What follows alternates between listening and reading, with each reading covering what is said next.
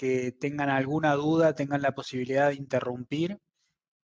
Así que no duden en ir dejando las preguntas en el chat. Así podemos ir comentando los distintos aspectos del proceso de transferencia tecnológica. Y solamente para sumarle a la introducción de José, he tenido el gusto de haber trabajado con Fidel varias veces en transferencia tecnológica de distintas tecnologías a empresas que íbamos formando en nuestro fondo. Así que para todos los que estén, representantes de las OTRIs o investigadores, me parece que va a ser muy interesante lo que tiene para contarnos, porque son todas experiencias que parten de casos reales. Así que, bueno, lo dejo a Fidel, así podemos ir charlando sobre este proceso de transferencia. Perfecto, muchas gracias, Gerardo. Cuando Gerardo me plantea la charla, pensé que era complicado poner tantas cosas para una audiencia tan heterogénea. Voy a ir tratando de mezclar situaciones que pueden servir ya sea para los emprendedores que están en las startups, ya sea para investigadores o agentes de vinculación tecnológica o transferencia de tecnología, como le llaman ustedes, eh, que están un poco del otro lado haciendo ese proceso de transferencia. A ver, ahí está. Bueno, como les decía Gerardo, primera vez que estoy en esta plataforma, así que perdónenme. Está yendo para atrás. Sí, pero se ve bien. Está cambiando de Pero diapositiva. sí, ahí está. Ahí entendí cómo hacerlo funcionar. Yo empecé a trabajar en el 2012 como vinculador tecnológico en el CONICET de Argentina. En ese momento, por mi formación, trabajaba solamente en ciencias, en life sciences, en pharma, en dispositivos médicos. Hace unos 5 años estoy trabajando en otro centro que ya no es en CONICET Central en Buenos Aires, sino que estoy en el Centro Científico Tecnológico de Salta, Jujuy, que está, bueno, pegado prácticamente a Bolivia. Y ahí tengo que abarcar todas las tecnologías, y no solamente tecnologías, sino que la vinculación tecnológica un poco queda chico porque hay institutos que trabajan con ciencias sociales que increíblemente son las que más se están transfiriendo, por lo menos en esta época y en esta región. Entonces, mi experiencia ha ido de un campo muy reducido a tener que trabajar con todos los investigadores de la región, que son aproximadamente 800. Si bien trabajo para CONICET, la charla, esto quería dejarlo escrito, no es institucional. Yo no estoy hablando por CONICET, esto no es un parecer de CONICET sobre la transferencia de tecnología, sino que quiero compartir mis experiencias y lo que tiene de positivo y lo que puede llegar a tener de desventaja transferir desde o hacia, desde visto desde adentro o visto desde afuera con una institución pública que puede llegar a tener sus cosas. Para situarlos un poco con lo que es CONICET, es una institución que abarca toda la Argentina. Ya la extensión del territorio hace que tengamos algunas dificultades en la comunicación y en la homogeneidad de funcionamiento de toda la red de vinculación. Como están viendo los números, el total de personal de la institución son al 2020 unas 26.000 personas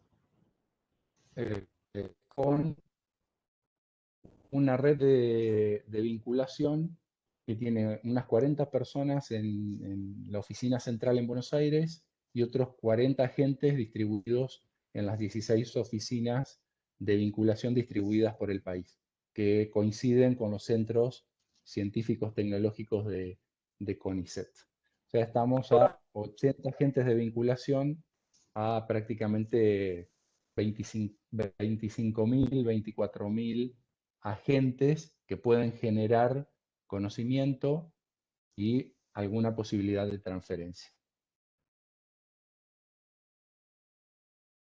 Esta red federal de vinculación, y esto lo quería recalcar porque empezar, ¿qué va a pasar con los procesos de transferencia de tecnología? Van a estar fuertemente influidos por la idea que tiene la institución de la transferencia y cómo esté organizada su área de vinculación tecnológica. Hay muchos modelos diferentes. Yo siempre tengo como ejemplo a Oxford, al Oxford University Innovation, que antes se llamaba ISIS, que es completamente lo opuesto a CONICET. Nosotros somos una estructura interna que depende totalmente de la institución. Eso va a marcar muchos temas o muchas ventajas y desventajas en las transferencias que hacemos. Oxford, por ejemplo, es lo opuesto. Son una empresa que depende de la institución al 100%, pero es una empresa externa a la universidad que tiene muchísima más movilidad y posibilidades de hacer cosas en tiempos más rápidos. Esto lo vamos a ver un poquito más adelante. ¿Qué es lo que nosotros hacemos eh, en nuestro trabajo diario? También ahí nos diferenciamos muchísimo, por ejemplo, de Oxford o de otras universidades, generalmente son del Reino Unido. No hacemos lo que ellos solamente llaman transferencia de tecnología, sino que también hacemos lo que llaman soporte a la investigación. O sea, cubrimos absolutamente todos los aspectos de transferencia de los conocimientos de la institución.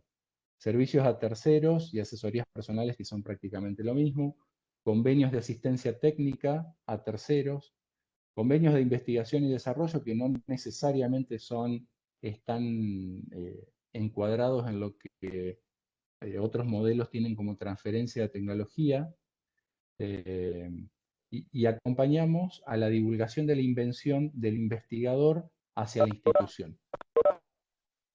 En lo que es transferencia de tecnología propiamente dicha, la oficina o toda la estructura gestiona la propiedad intelectual en forma tercerizada, no tenemos nada interno.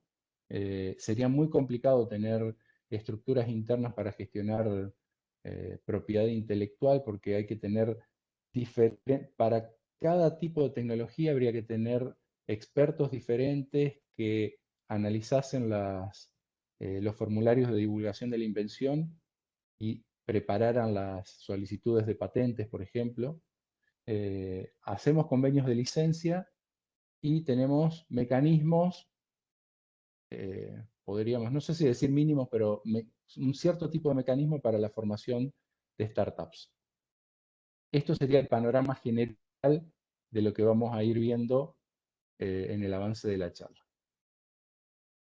La estructura interna basada en la institución.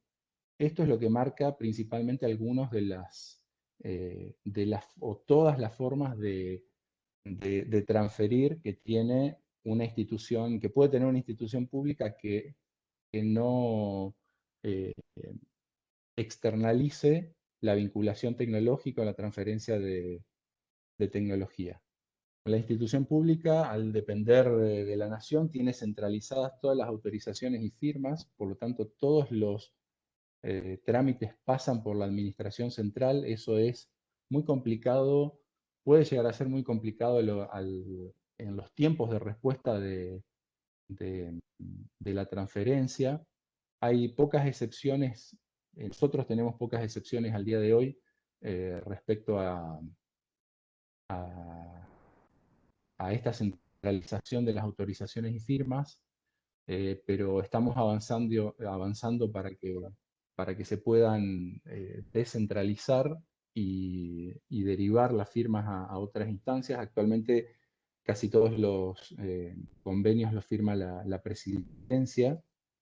Por lo tanto, bueno, con Gerardo hemos tenido en yo desde CONICET y él desde la incubadora CITES, hemos tenido eh, nuestras experiencias en tiempos de esperar firmas de convenios. Hay convenios que pueden haber tardado un año tranquilamente desde el acuerdo hasta la firma final. Eso en una institución pública puede ser aceptable, si se puede decir así.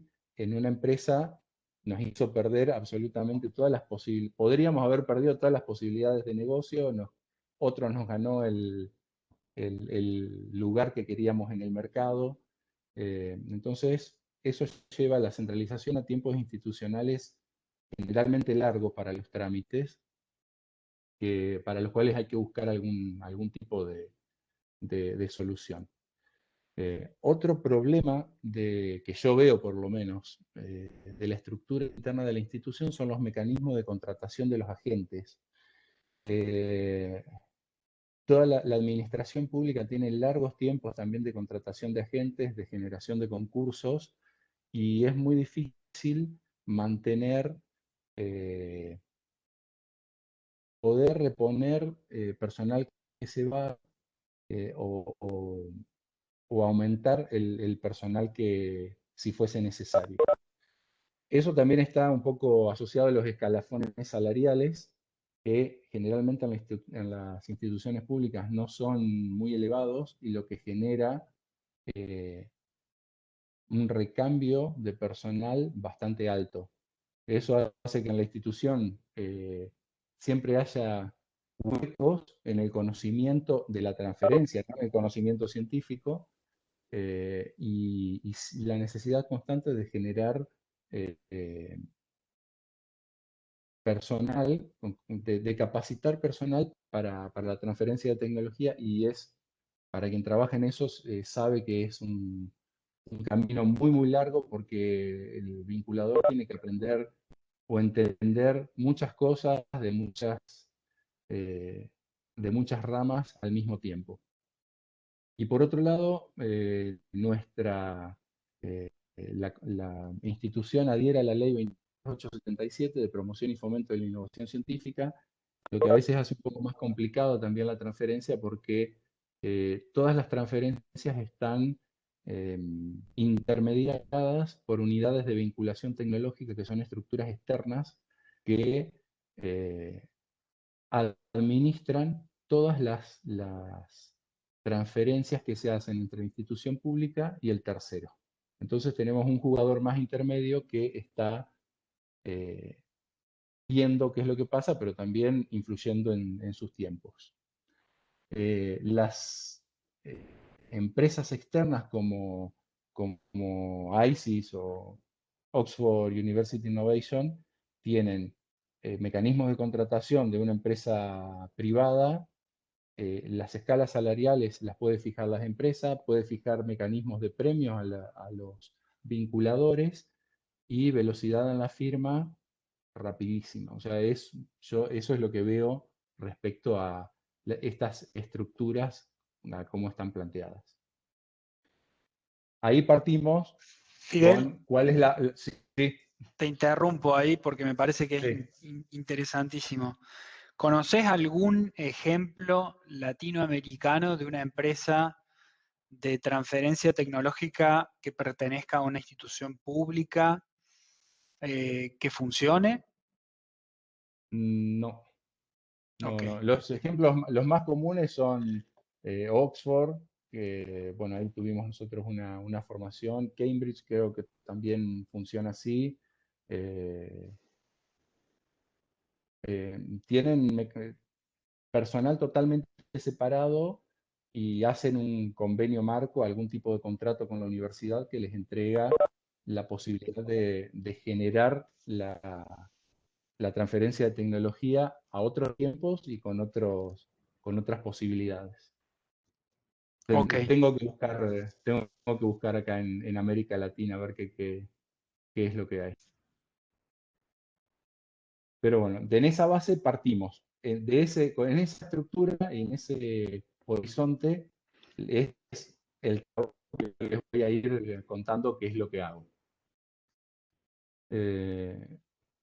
Tener una oficina que sea una suma de soporte a la investigación y transferencia de tecnología hace que tengamos una pluralidad de tareas enorme, porque tenemos que atender desde un servicio hasta una licencia y el seguimiento de todos los convenios, y aparte, al ser una institución pública en particular, una altísima carga administrativa. Gran parte de mi tiempo es de administración, de cargar papeles, cargar cosas en los sistemas, generar informes. eh, Más del 50% de mi tiempo está en eso. Y para un vinculador tecnológico, en realidad eso tendría que tal vez ser mínimo y poder dedicarse más a estar charlando con la gente, desde mi punto de vista. Dentro de las tareas que desarrollamos o instrumentos que la institución tiene los servicios, son actividades como ensayos, asesorías, capacitaciones estandarizadas, que se brindan en condiciones similares para quien lo solicite. No voy a entrar mucho en lo que son los servicios, ustedes los deben tener exactamente igual o muy parecidos. Lo que sí hay en nuestra institución y que las startups pueden utilizar es que no necesitan un convenio para su contratación.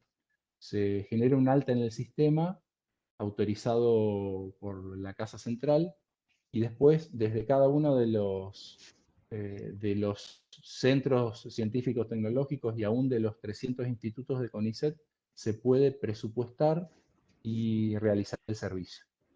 Como no hay generación de propiedad intelectual, de I+D, de nada, sino que son servicios estandarizados, acá tenemos una clara descentralización de, de la transferencia. En este caso, más de conocimientos o de resultados.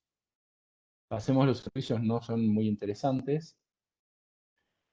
Con respecto a la propiedad intelectual, esto sirve un poco para los investigadores. Nuestros investigadores, por más que tienen la política de propiedad intelectual de CONICET, se les entrega, muchas veces no la tienen muy en cuenta.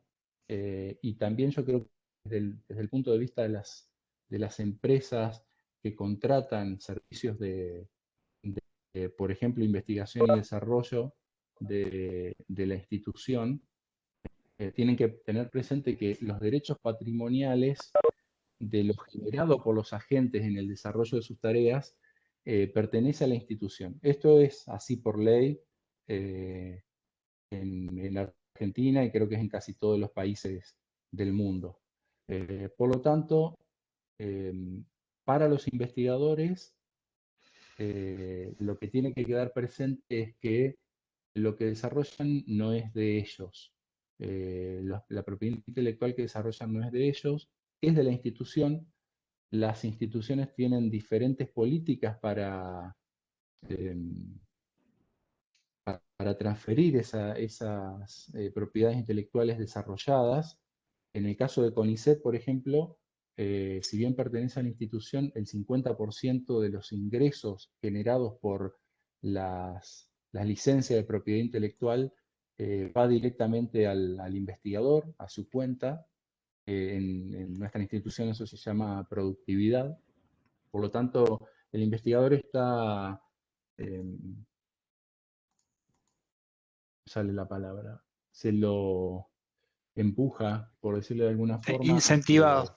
que... Incentivado, exactamente. Está incentivado a, a develar la propiedad intelectual que está desarrollando, porque es la misma oficina de vinculación tecnológica la que va a posteriormente realizar la transferencia y va a recibir ganancias por esa transferencia.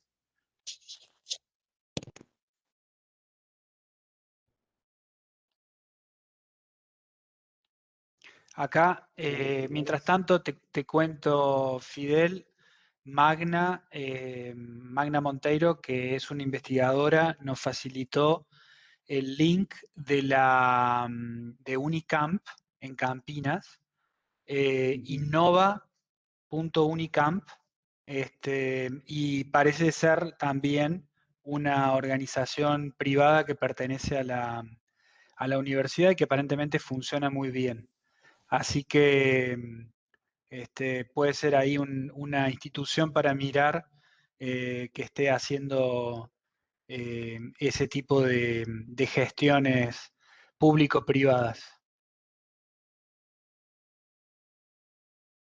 ¿Nos escucha, Fidel? Estoy teniendo problemas.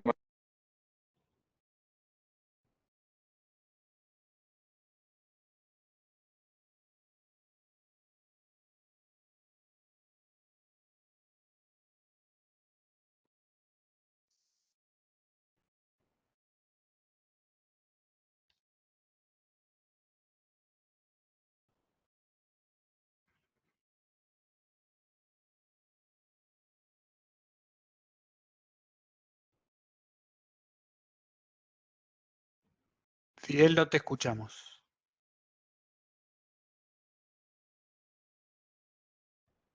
Ahí. Ahora sí. Ahí está. Bueno, vamos sin auriculares porque no sé qué pasó.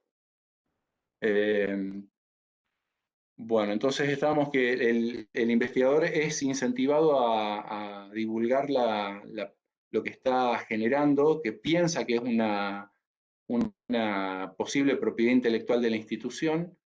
Nosotros acompañamos a los agentes a realizar esa divulgación, es una de nuestras tareas.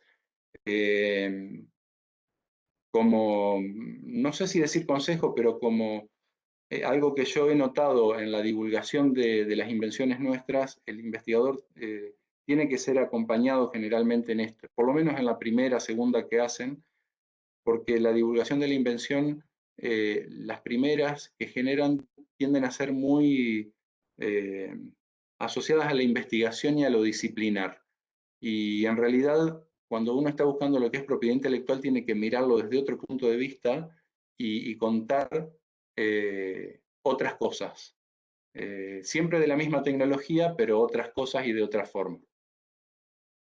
Si no, hemos tenido la experiencia de que muchas divulgaciones de invención salen como negativas porque no se entiende bien qué están presentando. Entonces hay que volver a empezar el loop de la presentación.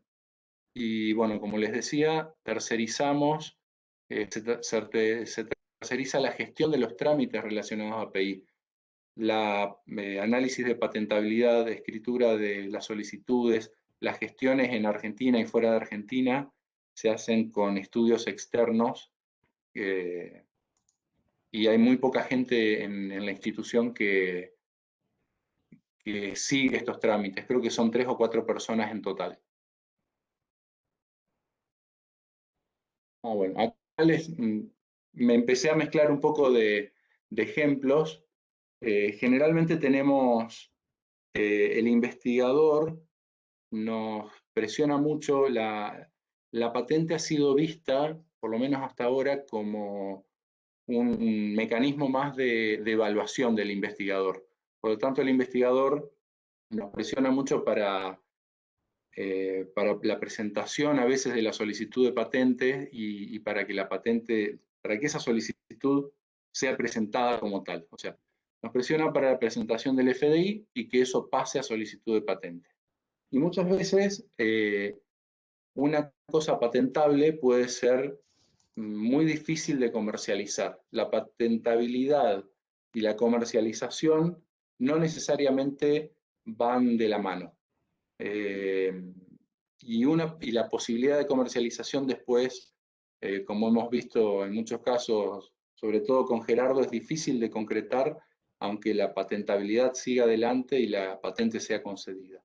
Entonces les traje algunos ejemplos de casos que pasaron casi de la forma que se los estoy contando, obviamente está un poco cambiado y anonimizado, pero un investigador, un grupo de investigación trabaja con 2 medicamentos que ya existen, que están protegidos por patente en diferentes países del mundo, y descubre este grupo de investigación que mezclando estas formulaciones puede tratar efectivamente una enfermedad que hasta el momento no tiene cura.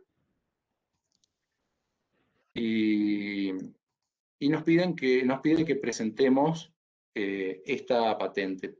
Tengan en mente que ambos medicamentos están protegidos, tienen largo tiempo de protección, cada uno por un laboratorio diferente.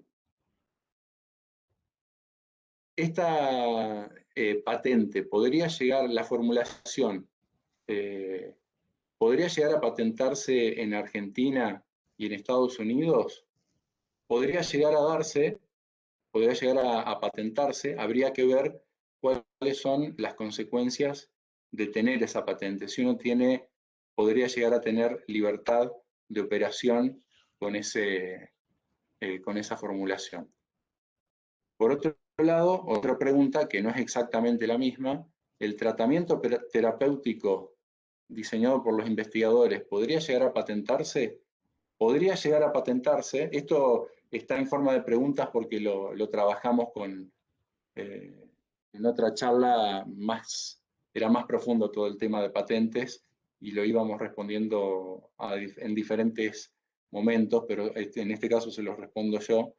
El tratamiento terapéutico puede llegar a patentarse, pero tengan presente que muy pocos países del mundo aceptan la patente de tratamientos terapéuticos. Creo que son 3 o 4 en todo el mundo. Sin duda Estados Unidos, creo que Japón y Corea del Sur. Y no salimos más que de esos países. Por lo tanto, tal vez si el mercado es Estados Unidos, podría llegar a convenir patentar este tratamiento. Si no, por ahí en Europa está excluida de la patente de tratamientos, así que es un caso a caso lo que hay que ir viendo. Ahí, Fidel, hago un comentario. Yo creo que es importantísimo lo que estás mencionando. Siempre el negocio está delante de la posibilidad de patentar, de proteger la propiedad intelectual. Entender si realmente hay un problema por el que alguien está dispuesto a pagar por una solución y de cuánto estamos hablando que puede ser esa solución, es sistemáticamente la pregunta que hay que hacerse antes de ir corriendo a generar una patente. Y esto es importantísimo porque si no, y me parece que ahí nos podés hacer algún comentario, Fidel, terminamos con un gran portfolio de patentes muy costoso, que es costoso generarlos, costoso mantenerlos y después no son comercializables. Sí, efectivamente, una cosa que teníamos, ¿te acordás, Gerardo, en esta charla cuando la hicimos? Creo que la segunda diapositiva era un círculo central donde dice negocio y alrededor todas las posibilidades de protección de la propiedad intelectual. La propiedad intelectual, en particular las patentes, son muy caras de mantener. Obviamente no existe una patente mundial, la patente seguramente ustedes saben que es territorial, por lo tanto en cada uno de los países donde uno quiera protección tiene que solicitarla y cada uno de esos países va a cobrar tasas para la presentación, tasa para las vistas, tasa para el mantenimiento anual durante sus 20 años, multipliquen eso por 20 años por 5 países, ya es muchísimo dinero. Por 20 países o por todo el mundo, como algunos pretenden, es algo que no se sostiene. Esos costos tienen que ser sostenidos por el negocio. Por lo tanto, hay que pensar ese gasto dentro de todo lo que es el plan de negocio de la empresa. Una presentación a PCT, que es nada más que la solicitud de la patente, puede estar tranquilamente en 8 o 10 mil dólares para empezar el primer año. Y a medida que al mes 30 las patentes las solicitudes empiezan a entrar en las fases nacionales en los países, ese número se va a ir multiplicando por cantidad de países y por los años. Así que puede ser un gasto enorme. En las instituciones, por ahí prefieren al principio tener un portfolio de patentes grande sin evaluar la comerciabilidad de esas patentes, porque es una forma de demostrar la pertenencia o la capacidad de desarrollo. Con el tiempo eso se puede volver una cuesta arriba, porque es mucho dinero el que hay que invertir para sostener eso, si no se está licenciando. Y sabemos, por números mundiales, que uno no está licenciando el 100% de las patentes que genera. Sobre todo si por ahí no tiene una oficina de vinculación potente que esté enfocada solamente en eso. Entonces, como decía Gerardo, primero el negocio, después la decisión. En este caso, tenemos varios problemas que nos van interfiriendo, por lo tanto, a la investigadora de entrada hay que decirle que no, que esto no conviene ser patentado, por lo menos en la situación en que nosotros estamos trabajando. Supónganse que esta patente se presenta y la patente es concedida. Tengan presente que la concesión de una patente no le otorga a su titular la posibilidad de utilizarla. Las patentes funcionan un poco al revés que toda la lógica que uno podría tener. Y lo que le concede la patente es la posibilidad de excluir a terceros de utilizar esa tecnología. Por lo tanto, en este caso, si nosotros fuésemos titulares de la patente, no podríamos utilizarla libremente, porque el medicamento A y el medicamento B pertenecen a otro y tendríamos que salir a tomar la licencia de esos medicamentos para poder generar el nuestro. Cosa que va a ser bastante difícil. Voy más allá, Fidel, porque me parece fundamental lo que acabas de comentar. No solo eso, en realidad lo que nos da es un derecho a litigar eventualmente, porque un tercero no lo excluye, porque puede infringir y si no podemos pagar un abogado para que le haga un juicio, vas a ir infringiendo. Lo único que estamos adquiriendo es un derecho a un juicio eventualmente un poco más grande, pero eso es importantísimo tenerlo en cuenta a la hora de pensar una patente. Una patente es una barrera para terceros y es una barrera eventual. O sea, podemos decidir accionar o no en su momento si alguien infringe esa patente que estamos generando. Entonces, es una herramienta súper poderosa. Toda la industria prácticamente funciona en base a patentes, pero tiene todas estas cosas de que tiene un costo muy grande, tiempos complicados, por eso siempre el negocio tiene que valer la pena para poder entrar en esto. Y lo otro que quería comentar es sobre lo que decía Fidel, el tamaño del portfolio que uno tenga en la oficina de transferencia tecnológica también puede volverse una carga eventualmente a la hora de mirar las finanzas de la oficina, ¿no? Porque eventualmente va a haber que tomar decisiones duras. No sé cómo toman las decisiones. Por ahí lo contestas más tarde, Fidel, y terminamos con el caso. No, vayamos con esto. Recalco lo que decías vos, Gerardo, que me parece importante del derecho de litigar.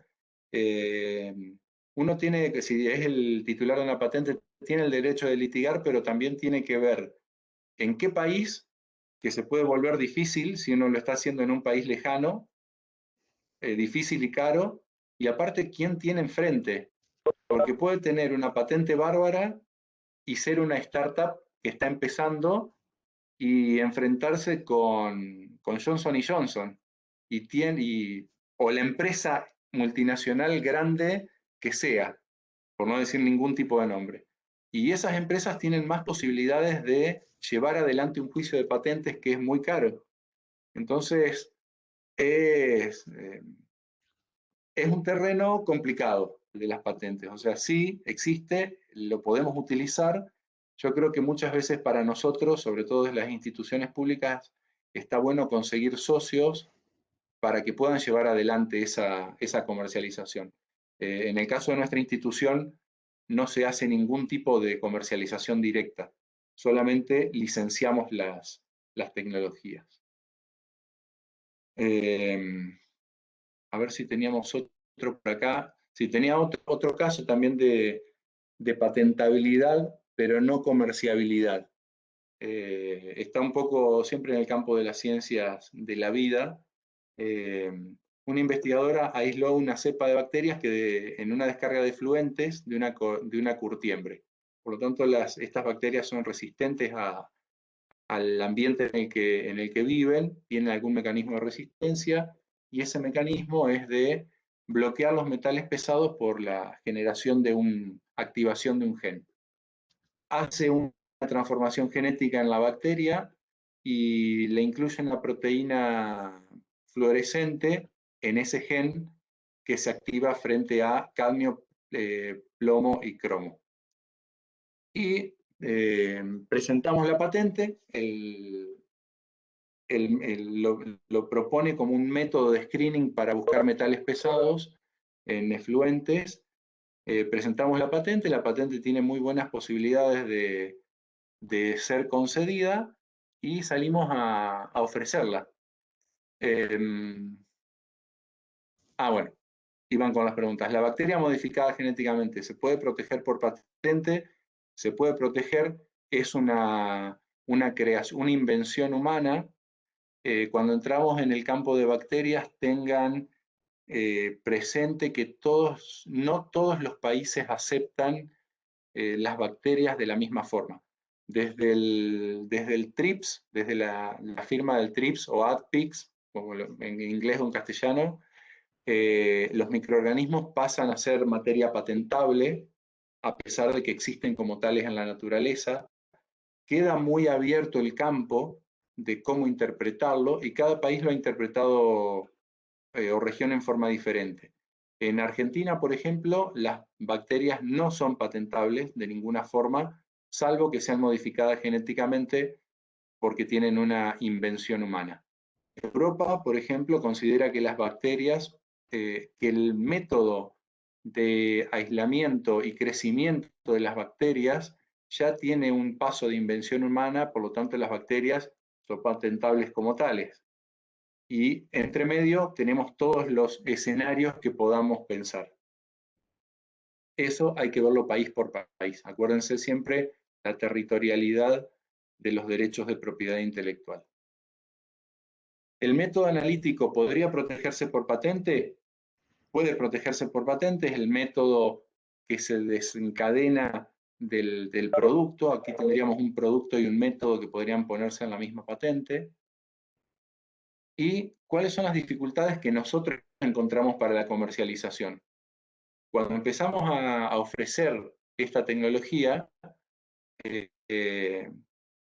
las empresas a las que se las íbamos a ofrecer nos decían, yo tengo que medir otros metales pesados más que no son detectados por este método, tengo que informar sus números y aparte tengo la normativa, la regulatoria que me dice que lo tengo que medir en Argentina por absorción atómica. Por lo tanto, el método científicamente funcionaba para lo que se lo proponía, pero nunca había estado pensado en una correlación con el mundo real y con la regulatoria del mundo real. Por lo tanto, es una patente que se presentó y finalmente se decidió dar de baja, porque no iba a ser no comercializable.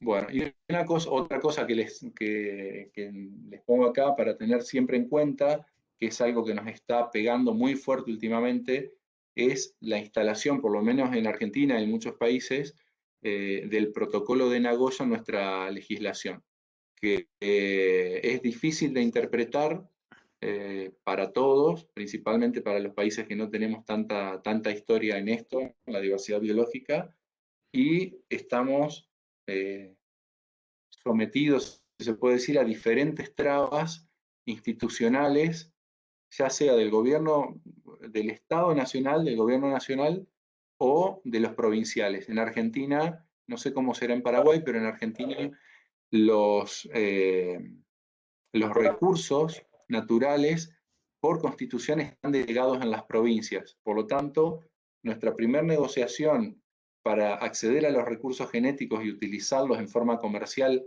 es con una provincia que tiene menos conocimiento legislativo o avance legislativo, y posteriormente con nación.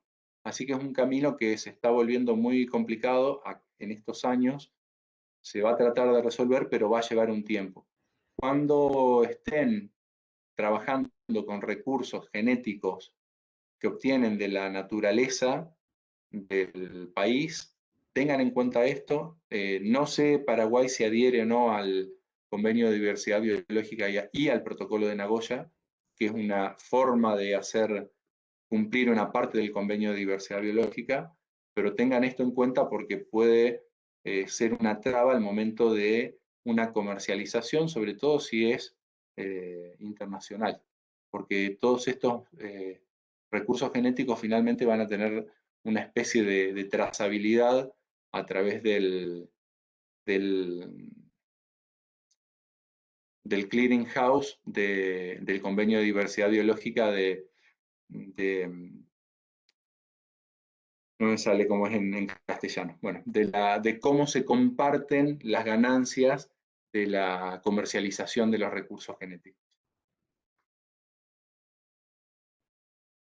¿Cómo trabajamos en nuestro caso con startups? Siempre tienen que estar creadas a partir de tecnologías de la institución. Por lo tanto, ahí nos asociamos. Lo primero que se tiene que hacer es licenciar la tecnología a una empresa que se esté formando. Puede ser de investigadores de la institución, puede ser de terceros que quieran tomar esa tecnología para formar una EBT. La institución ha tenido diferentes posiciones en las diferentes épocas y han tomado o no han tomado participación accionaria en las startups. Al principio sí, posteriormente no, porque es muy complicado que una institución pública esté, si no está focalizada en esto, esté también siguiendo el desarrollo de las startups, porque son compañías de la institución. No se forman desde la institución, lo único que nosotros hacemos es licenciar la tecnología, y para eso contamos con incubadoras externas como CITES, por ejemplo, o GRIDIX, que son las que impulsan los proyectos. Y sí, los agentes de la institución pueden participar de la formación de una startup, de una tecnología que hayan desarrollado. Pueden ser socios de esa empresa. Con el tiempo es probable que tengan que decidir si seguir en la institución o dejarla y pasar a ser empresario 100%, pero mientras tengan participación y pertenezcan a la institución, la participación accionaria tiene que ser menor de un 50%. Y ahí entro en un ejemplo de una empresa que ayudamos a formar con Gerardo, cada uno de nuestro lado. La tecnología empezó por un formulario de divulgación de la invención en 2013, donde los investigadores contaban el desarrollo de esta nueva molécula que estaba constituida por una molécula natural que existe en el cuerpo humano, más un FC o dos FC en realidad de IgGs. Y acá tienen esta es la solicitud de la patente. La patente tiene esta primera página, o sea, tiene muchas partes, pero en esta primera página es súper interesante porque uno puede ver toda la historia y todo lo que va a contener esa patente.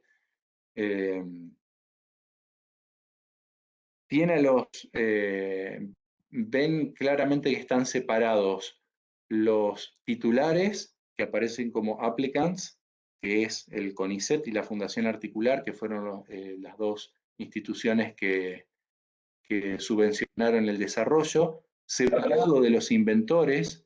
Los inventores siempre van a estar ligados a la tecnología, porque a diferencia del derecho patrimonial que tiene la institución, los inventores tienen el derecho moral de la paternidad de ese desarrollo, y siempre van a estar, por más que esto se venda, se transfiera, se licencie, los inventores siempre van a estar asociados en nombre a esa invención.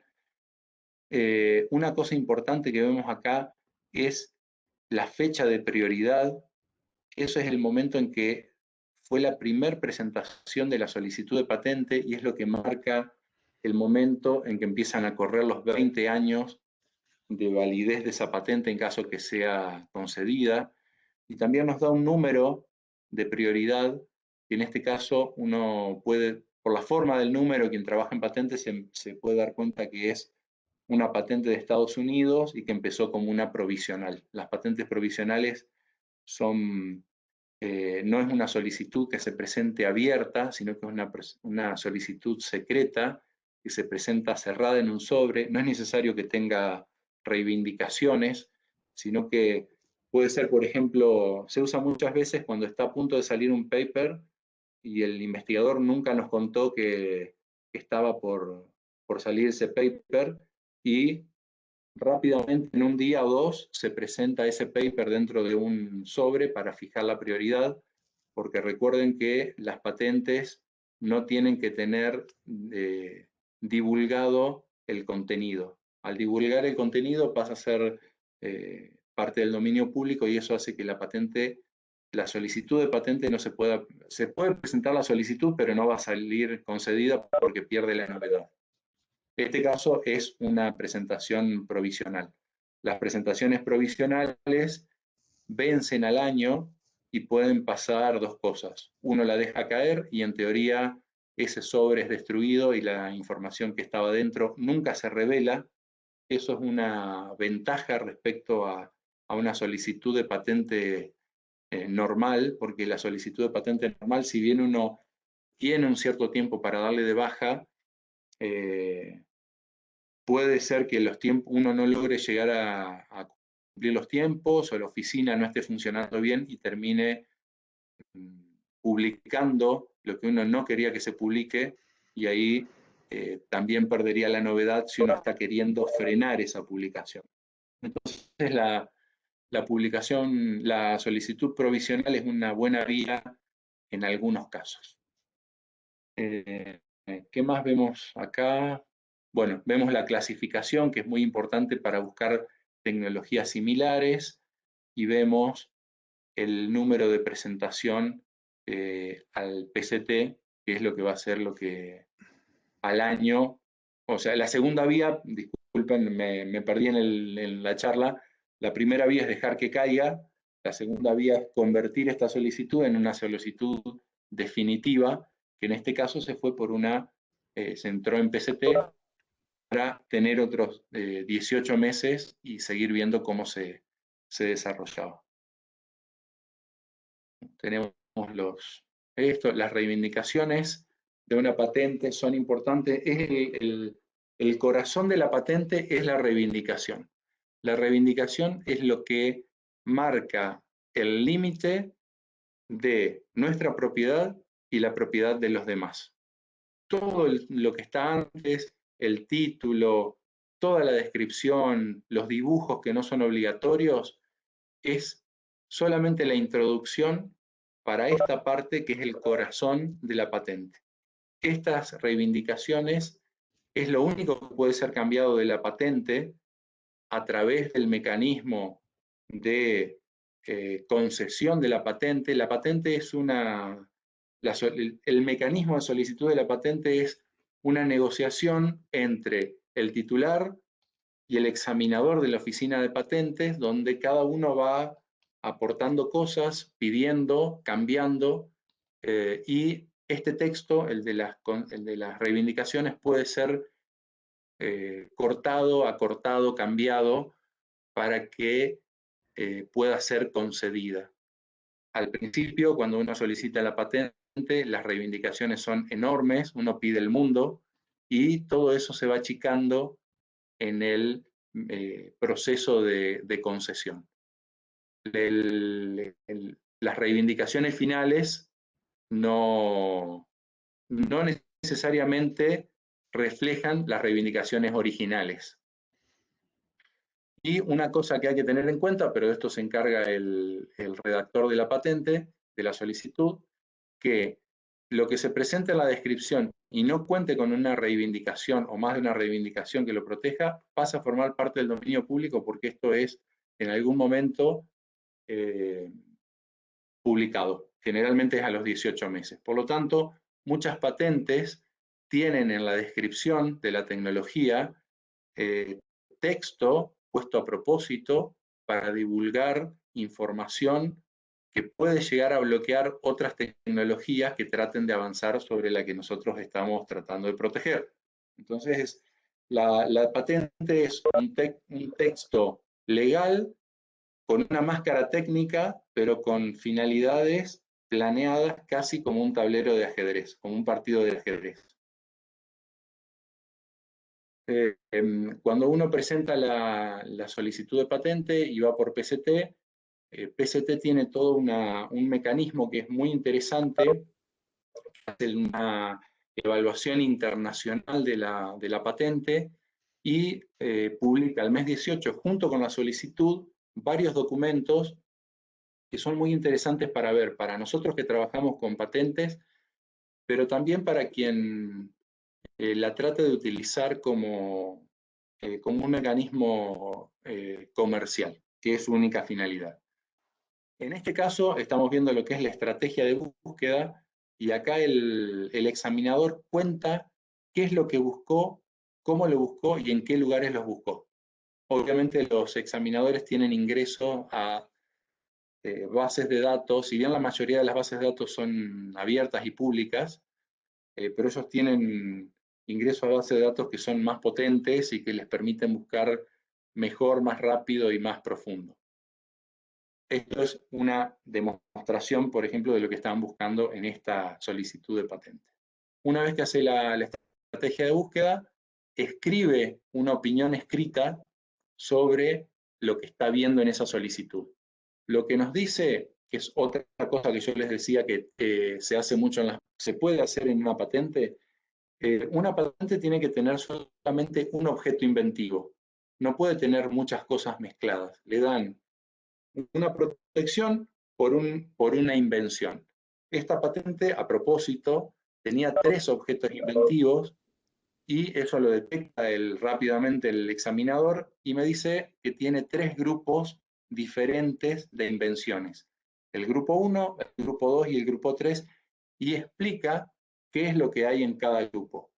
Y dice claramente que él va a analizar solamente el grupo 1, que va a ser, que siempre va, lo que uno quiere obtener más importante, van las primeras reivindicaciones y es lo que quiere obtener, y los otros los deja abiertos para que se manejen en un segundo momento, y uno de este grupo 2 y grupo 3 puede generar patentes divisionales. ¿Cuál es la ventaja de presentar todo junto en una patente paga una sola vez para todas para generar una fecha de prioridad para todas las tecnologías, y paga una sola inscripción, una sola solicitud, y en su momento, en el futuro, recién ahí va a generar las divisionales, que son otras patentes paralelas, pero que guardan la fecha de prioridad de la original. Entonces le está diciendo, disculpen, le está diciendo que el grupo 2 y el grupo 3 quedan para que se trabaje en otro momento y en otra solicitud de patente. Vamos por el grupo 1. El grupo 1 analiza novedad, altura inventiva y aplicación industrial. En todos los casos no le encuentra ningún problema, o sea, no hay nada que ataque a la novedad. Sí le dice que la altura inventiva o actividad inventiva es adecuada y que tiene aplicación industrial. Otra cosa que le presentan en ese informe de búsqueda, en ese momento, es el informe de búsqueda internacional. El informe de búsqueda internacional cuenta qué es lo que encontró en esa búsqueda que hizo y lo categoriza con letras, que lo que uno espera encontrarse son letras A. Las letras A están diciendo que hay otros documentos que definen el estado del arte general, pero que no son de particular importancia para la novedad o para la altura inventiva. Si apareciesen X o Y, uno se puede empezar a preocupar porque sí encontraron cosas que le van a bloquear de alguna forma posiblemente la concesión de la patente. Por lo tanto, cuando uno, si se encuentra con este informe y tiene todas A, es otro documento que tiene para empezar a negociar una buena licencia de la patente, porque ya la oficina, si bien no le está concediendo la patente, les está dando una visión a futuro de que esta patente va a ser concedida y que va a ser muy robusta en lo que es su concepción. Ahí están los documentos A, los X y los Y que no existen, y a ver cómo seguimos. Bueno, esta Fidel, tecnología en particular, Fidel, sí, te interrumpo porque hay una pregunta acá que me parece muy sí, relevante. Es sí. de Juan Manuel, pregunta si el software es patentable. ¿Cómo se patenta el Bueno, software? ahí hay varias consideraciones. El software no es considerado como tal material patentable. El software tiene una doble naturaleza para lo que es propiedad intelectual. En todo el mundo se protege por derecho de autor. Esa protección como derecho de autor está asociada a como si fuera una obra literaria, o sea, el texto tal cual del programa, del software, es protegible por derecho de autor. Una reelaboración o una ingeniería inversa de ese software en otro idioma y con otro texto, aunque haga lo mismo, no es infracción para lo que es puramente software. Ahora, el software asociado a una realización técnica puede formar parte de una patente siempre y cuando la patente no quiera ser solamente del software. Tiene que haber algún equipamiento, algo que utilice ese software para una realización técnica, y ahí el software puede formar parte de una patente. O sea, son situaciones. Hay que ver cada caso.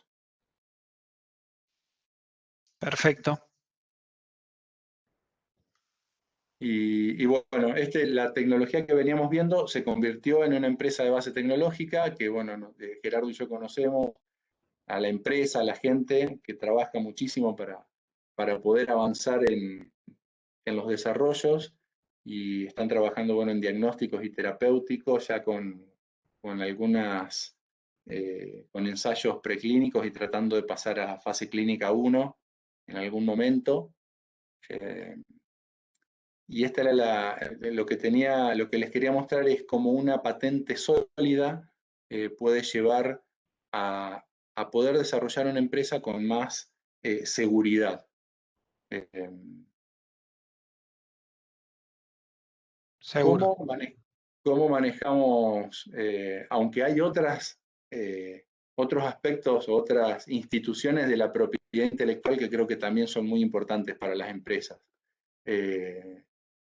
Marca seguramente, bueno, en el caso del software derecho de autor, de las bases de datos también derecho de autor, las bases de datos son protegidas por derecho de autor. ¿Cómo trabajamos en nuestros casos el tema de convenios? Primero llegamos, generalmente los investigadores llegan con la idea de tengo que suscribir un convenio de tal tipo. Entonces lo que yo siempre les digo es, veamos primero el caso y después aplicamos el instrumento. Vamos a ver cómo lo vamos a hacer. En general eso pasa para todo lo que es transferencia. Consensuamos un plan de actividades. A partir de ese plan de actividades consensuado con el tercero, generamos un presupuesto tentativo y vamos hacia un consenso sobre el texto legal. Al estar en una institución pública, todo el proceso tiene que pasar por un departamento de legales que puede llevar mucho tiempo. Entonces, hemos empezado a trabajar no hace mucho con convenios que son preaprobados. En este caso, hacen todo el paso legal por asuntos legales, directorio, presidencia, control legal y técnico en forma previa y tienen agujeritos para llenar. Y estos son en este caso la firma no está centralizada porque puede ser delegada a ciertos rangos de la administración pública. No necesariamente tiene que ir a presidencia. Con esto hemos logrado una rapidez increíble para nosotros en la firma de convenios. Y si se va a la discusión sobre el texto del convenio, ahí puede pasar mucho tiempo. ¿Qué propuestas les dejo para los convenios? Y después, si quieren, yo les paso por Gerardo, por José, un archivo con mucha más información sobre esto. En convenios prácticamente no hay nada por inventar. Hay instituciones que ya han trabajado en esto, si bien están en otros países diferentes a los nuestros, que obviamente van a tener impacto sobre el texto del convenio, pero hay muchos templates de convenios que están dando vueltas. Yo acá les estoy dando un listado de lugares donde se pueden encontrar. Algunos son para miembros, otros son libres. Uno que me parece súper interesante es todo el grupo del Lambert Toolkit, eso está generado por la Oficina de Propiedad Intelectual del Reino Unido y tiene de todos tipos de convenios para transferencia de tecnología. Entonces, más que nada, la idea es no focalizarse en generar los textos, sino ver qué es lo que ya se ha escrito y que generalmente tiene consideraciones de muchos aspectos del convenio. Sea para que lo vean las instituciones, sean para que también lo vean quienes están formando startups, para saber qué le pueden llegar a proponer las instituciones o qué puntos no tienen que dejar de pensar en esos convenios de transferencia. Sobre todo en los que son de I+D conjunto o de I+D de la institución, en que la propiedad de esa propiedad intelectual es muy probable que sea totalmente o parcialmente de la institución. Entonces, eso hay que estar prevenido cuando uno va a firmar esos convenios. Algunos tipos de convenios con los que trabajamos más frecuentemente, los de consultorías o asistencias, no tienen generalmente generación de propiedad intelectual, son más bien de cosas de todos los días, son más bien parecidos a un servicio. Los de investigación y desarrollo, en ese caso yo al lado puse PDTS porque en Argentina existe una herramienta muy particular que la da el Ministerio de Ciencia, Tecnología e Innovación, que los convenios de investigación y desarrollo subvencionados por un tercero con aportes dinerarios y con una carta de que el tercero va a adoptar esa tecnología, lleva una calificación de PDTS para el investigador, que eso le permite no publicar por el tiempo que tengan ese convenio, no publicar los datos del convenio porque generalmente van a ser confidenciales para la empresa y no los quiere divulgar, y eso les ayuda en la evaluación de la carrera. para mí es una herramienta muy buena que se pensó en Argentina. Es similar también la investigación y desarrollo en conjunto, licencia de patentes y generalmente el know-how asociado. La patente como tal es un texto que muchas veces no tiene toda la información necesaria, y la información importante es la que se conoce todos los días del laboratorio, de cómo hacer funcionar exactamente lo que uno está describiendo en la patente. Entonces, generalmente licenciamos la patente y el know-how asociado a través de un tiempo de experiencia de la empresa con los investigadores para que la transferencia sea completa. Convenios de confidencialidad fundamentales, ténganlo siempre presente cuando, ya sea como investigadores o como institución, ya sea como empresa, vayan a intercambiar información propia con cualquier otro. También vuelvo un poco a lo que decía Gerardo con lo de las patentes. Todos firmamos un convenio de confidencialidad, el otro puede no cumplirlo, y no es que uno por firmar el convenio de confidencialidad está seguro y cubierto, pero por lo menos tiene una herramienta más para eventualmente defenderse de algo. Otro tipo de convenio que nuestros investigadores generalmente no tienen en consideración son los de transferencia de material. Los investigadores muchas veces van de un laboratorio a otro, se traen muestras, bacterias, tejido, ADN, una molécula, y se las prestan. Y generalmente es preferible, en el momento de hacer eso, dejarlo registrado, más que nada. Es decir, en este momento yo te entregué tal material con tal finalidad, son tantos miligramos, no podés hacer la ingeniería inversa y cuando termines de utilizarlo o me lo devolvés o lo destruís, y la aplicación es solamente de investigación. Generalmente los MTA dicen eso. Y es para fijar una precedencia de quién tenía ese material, en qué momento y quién se lo dio a quién para qué. También, bueno, en ese listado de posibles convenios o de fuentes de convenios que les di en la diapositiva anterior, que después les puedo mandar el archivo si les interesa. También hay MTA para tejidos humanos. Si uno vuelve un poco a lo del protocolo de Nagoya, tengan presente que todo lo que está en el humano, sea del material genético propio del humano o de los microorganismos, por ejemplo, que pueblan el cuerpo humano, no están tocados por el protocolo de Nagoya porque están en otra esfera de la pertenencia. Por lo tanto, cuando obtengan muestras de humanos, pueden hacerlo con un consentimiento informado, y ese material no tiene que pasar por todo lo que es el proceso del protocolo de Nagoya.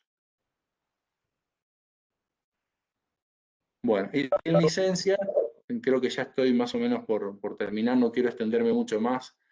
En licencia, dos temas importantes para recalcarles o para tratar: los métodos de evaluación de las licencias que se utilizan. Obviamente no vamos a entrar en nada de detalle. Se pueden calcular a partir de los costos. Eso es casi imposible. Todos lo nombran, pero es casi imposible porque habría que remontarse a todos los reactivos que se compraron, las horas hombre que se utilizaron. Prácticamente imposible. Otro es el flujo de caja descontado. Para eso hay que tener una clara visión de cuál va a ser el plan de negocios de esa empresa, cuánto se va a gastar, cuántos van a ser los costos de producción, distribución, marketing, qué margen se va a tener, y pensar eso a unos pocos años, tal vez a unos 5 años. Ese nosotros no lo utilizamos nunca. Generalmente trabajamos con tecnologías que son muy incipientes, que todavía no se sabe bien hacia dónde van a caminar, por lo tanto hay que ir un poco tanteando la situación. lo que más utilizamos es el método de mercado, donde comparamos la tecnología que estamos licenciando y su estadio de desarrollo con otros, con convenios que ya se hayan firmado de transferencia de tecnologías similares o iguales. Nunca los casos son iguales. Y con esos estudios de otros casos de transferencia, fijamos un esquema de pagos, que puede tener pagos anticipados, puede tener pagos por hitos, generalmente en ciencias de la vida, en lo que son moléculas terapéuticas, por ejemplo, a medida que van avanzando en diferentes pasos de los ensayos clínicos, se va cobrando, el licenciante va cobrando al licenciatario hitos fijos y después, si el producto llega al mercado, regalías sobre las ventas. Eso se estudia en cada uno de los casos. Uno puede tener la suerte por ahí de encontrar estudios de este tipo de licencias en Internet. Es bastante difícil. Y si no, hay empresas que tienen contacto con referentes de las diferentes industrias y hacen un estudio particular para nosotros por pedido, donde hablan con estos referentes de la industria y les cuentan casos donde les dan las condiciones y los números de las transferencias en forma confidencial. Y de ahí uno puede tener una idea de en qué mercado está trabajando y qué números puede manejar. Y una vez que tenemos un poco esta idea de la evaluación, con el tercero trabajamos una hoja de términos, que es un texto no vinculante, donde empezamos a ponernos de acuerdo en las condiciones en que esa tecnología se va a transferir. Es un documento de trabajo que todavía no han visto los abogados. Los abogados generalmente entran después y convierten esa hoja de términos en un convenio de licencia. No sé si tengo algo más. Bueno, más o menos esos eran los puntos que tenía como para ver. Te agradezco, Gerardo, que hayas intervenido, así vamos charlando un poco de Sí, las tengo un par diferentes situaciones. tengo un par de preguntas más, Fidel. Muchísimas gracias por toda Sí, sí. por todo el contenido. Me parece que hay muchísimas cosas para ir profundizando eventualmente. Desde ya te vamos a agradecer ese paquete de información con los convenios. Me parece que algunas organizaciones seguramente se suman y si no te molesta también le facilitamos tu mail para que eventualmente, acá está el mail, así que se pueden Sí. contactar. Así que genial. Acá tenemos una pregunta de José María Jiménez. Pregunta sobre las regalías. Si se definen Sí. desde el inicio de la transferencia. En nuestro caso siempre las definimos desde el inicio en el momento de la licencia. Hay diferentes situaciones.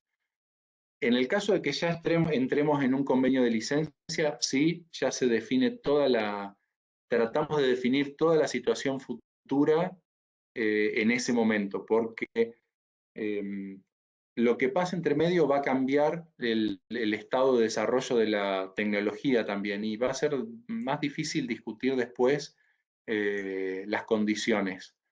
En nuestro caso, yo siempre lo hago en el momento en que me toca, veo cuál es la tecnología, en qué estado la estoy entregando yo, cuál es el riesgo que va a correr el que está tomando esa tecnología y nos ponemos de acuerdo ahí.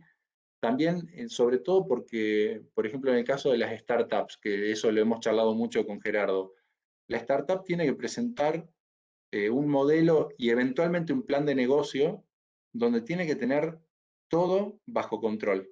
No puede en el futuro decir, en el futuro voy a discutir la regalía de esto porque no creo que ningún inversor de riesgo le apruebe eso en ese momento. Entonces, en mi caso, yo siempre fijo todas las condiciones en el momento de la licencia. Sí, en otro caso estamos haciendo un convenio de investigación y desarrollo, una de las opciones que tenemos es un convenio de investigación y desarrollo con una primera opción a licencia. En ese convenio no se gestiona nada de la licencia, sino que se va a ver a futuro, y ahí sí, llegado ese momento, vemos cuál es la situación de la tecnología y sobre todo qué aportó cada uno, porque en el proceso, sobre todo un desarrollo conjunto, va a haber que dejar bien en claro qué es el aporte inventivo que hizo cada parte, cada una de las instituciones. Eso puede ser complejo a veces. Genial. Sí, es siempre una discusión entre, aquellos que van a licenciar la tecnología, sus inversores, la institución, los investigadores, la oficina de transferencia, pero siempre es mejor que esas discusiones se den al inicio de todo el proceso y no cuando la empresa ya esté operando y haya otro tipo de incentivos de por medio que por ahí pueden tender a dilatar la discusión y pueden incluso llevar a que la empresa sea inviable en algún punto si no sabe cuánto tiene que pagarle a su institución en concepto de regalías, por ejemplo. Entonces, ese tipo de discusiones siempre al comienzo es lo recomendable. No sé si hay alguna otra pregunta. Acá te están felicitando, Fidel, pero no veo ninguna No, pregunta muchas gracias. todavía. Gracias a ustedes porque se hizo larga la charla y yo sospechaba antes de empezar que podía ser un poco árida porque era demasiado el contenido. Quise como sobrevolar por muchas cosas. Por ahí en otro momento podemos hacer algo más focalizado en patentes o cosas así, o comercialización de patentes, que son temas bien interesantes y tienen muchas aristas y más ejemplos. Genial, perfecto. Me parece que no tenemos más preguntas, Fidel, así que te agradecemos muchísimo y quedamos en contacto a ver si hacemos algún otro evento. Perfecto, muchísimas gracias y ya tengo anotado que les mando la información de los convenios. Ahí tiene una fuente enorme de información para ver. Perfecto. Muchas Un gracias, saludo Fidel. para todos. Bueno, muchas gracias a todos. Buenas noches. No sé si está por ahí José Martín. Si no, los Estamos acá. saludamos. Están Sí, por sí. ahí. Muy bien. Muy bonito. Buenas Muchas noches. gracias. Hasta luego. Buenas Chao, chao. noches a todos.